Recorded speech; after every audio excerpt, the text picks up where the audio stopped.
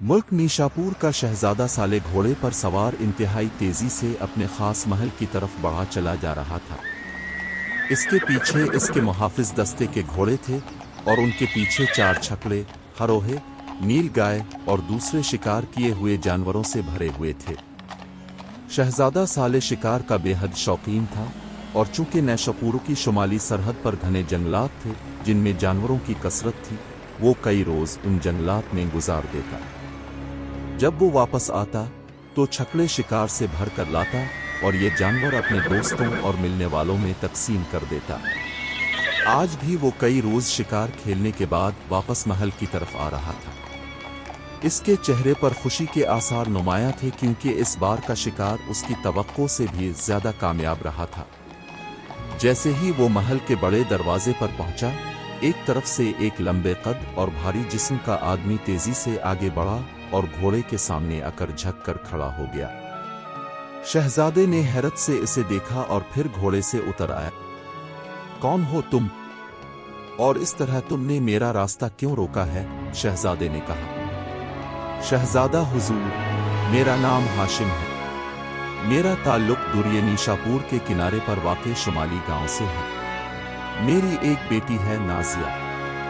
एक दिन नाजिया अपने घर में बैठी हुई थी कि अचानक 10-12 सिया रंग के चेकदार उड़ते हुए आए और इसे उठाकर ले गए। वो बेहोश हो गई। जब होश आया तो वो घर से बाहर निकली और फिर उसका कुछ पता न चला।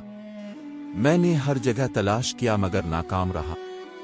फिर एक बूढ़ा आदमी मिला जिसने बताया कि नाजिया को एक जालिम जादूगर तरुम ने अगवा किया है। तरुम जादूगर निहायत जालिम व सफाक है। वो खूबसूरत और इकलौती लड़कियों को अगवा करके उनसे जबरदस्ती शादी करता है और एक माह बाद उन्हें कत्ल कर देता है।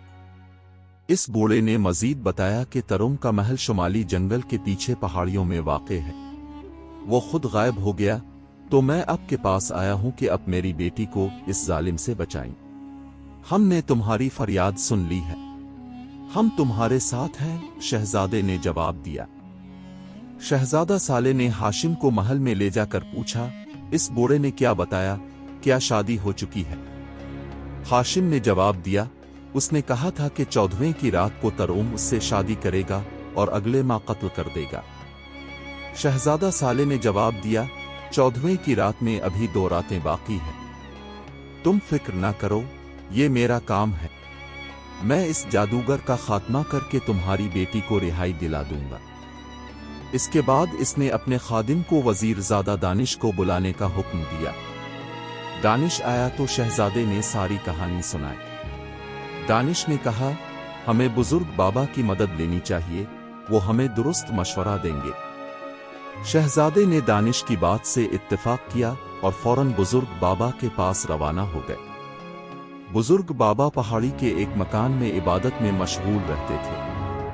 वो शहजादा साले को बहुत पसंद करते थे। जैसे ही वो पहुंचे, बाबा ने सारी बात सुनी और परेशान हो गए।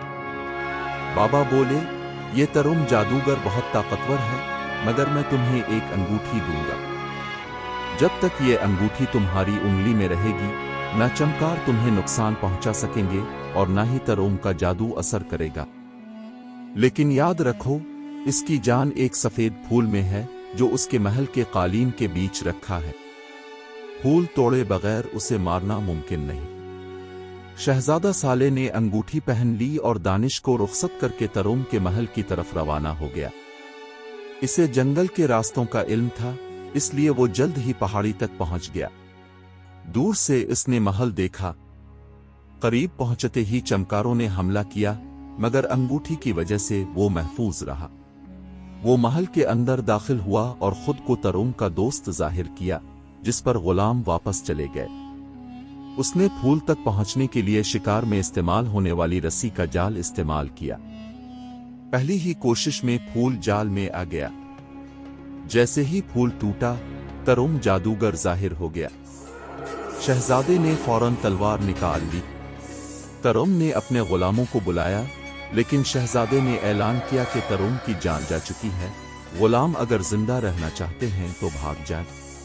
गुलाम डर के मारे भाग गए। ترم نے ان پر منتر پڑھنا شروع کیا تو شہزادے نے موقع پا کر ایک ہی وار میں اس کا سر تن سے جدا کر دیا۔ ترم کی موت کے ساتھ ہی دھواں چھا گیا اور اس کی آواز گونجی، مجھے شہزادہ سالے نے مارا۔ دھواں چھٹا تو شہزادے نے نازیہ کو وہاں پایا۔ وہ اسے لے کر واپس آیا اور اس کے باپ ہاشم کے حوالے کر دیا۔ اس طرح شہزادہ سالے کی عقل مندی، بہادری اور قربانی سے تروم جادوگر کا خاتمہ ہوا اور نازیہ اپنے گھر بخیر و عافیت لوٹ آئی۔